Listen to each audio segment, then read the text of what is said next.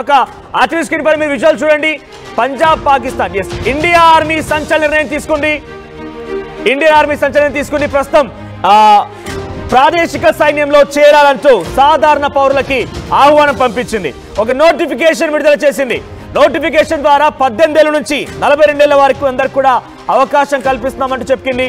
పౌరులందరూ కూడా ఆర్మీలో చేరాలని చెప్పి సంచలన నిర్ణయం తీసుకుంది. దాని తాలూకా నోటిఫికేషన్ విడుదల చేసింది. రైట్, ప్రెసెంట్ భారత్ పాక్ ఉద్రిక్త నేపథ్యంలో నిర్ణయం తీసుకుని తెలుస్తోంది. శ్యాంప్రసాద్ గారు, భారత ప్రభుత్వం ఈ సంచలన నిర్ణయం ఎలా చూడాలి? అంటే సామాన్యమైన వ్యక్తుల్ని కూడా ఆర్మీలో చేరాలంటూ ఆహ్వానం అందించడం, నోటిఫికేషన్ విడుదల చేయడం, దరఖాస్తు చేసుకోవడం కోసం ఆహ్వానం పంపించడం ఎలా చూడాలి? అంటే ఈ సమయంలో అంటే ప్రజల యొక్క అవసరం కూడా ఉంది, ప్రజలు కూడా దీంట్లోకి వచ్చి సేవలు అందించాలనేటువంటి ఉద్దేశంతో ఉందా, లేకుంటే ఈ యుద్ధం నెక్స్ట్ లెవెల్కి వెళ్ళబోతుంది కాబట్టి సైన్యం కోసం ఎదురు చూస్తుంది అనుకోవాలా? చాలా మంచి నిర్ణయం సార్. ఈ నిర్ణయం కోసం మన యువత, తెలుగు రాష్ట్రాల యువత, భారతదేశ యువత, ఉడుకు రక్తంలో ఉన్న యువత ఎప్పటి నుంచో ఎదురు చూస్తున్నారు.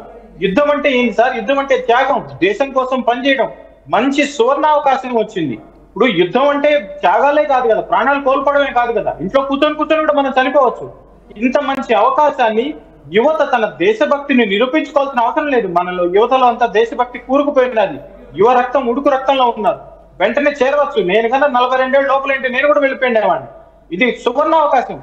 ఇది భారతదేశంలో జరుగుతుంది. మరోవైపు పాకిస్తాన్లో ఏం జరుగుతుంది? ఉన్మాదం, పిచ్చి, టెర్రరిజంలు పెంచి పోషించడం, ఇండస్ట్రీస్ లేవు. ఇంత మంచి నిర్ణయం తీసుకుంది. మనం అగ్నివీర్ నిర్ణయం కూడా అదే.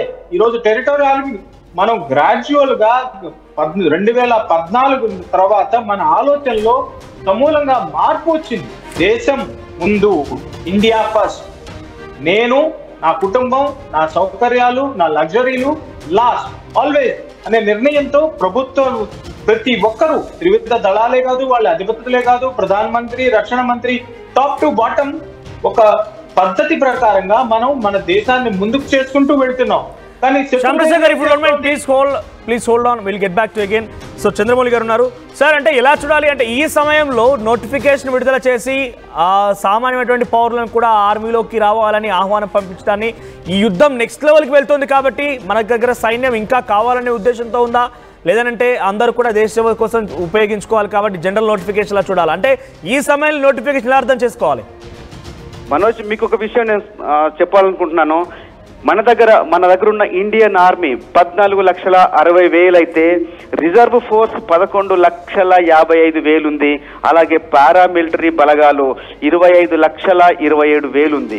మొత్తం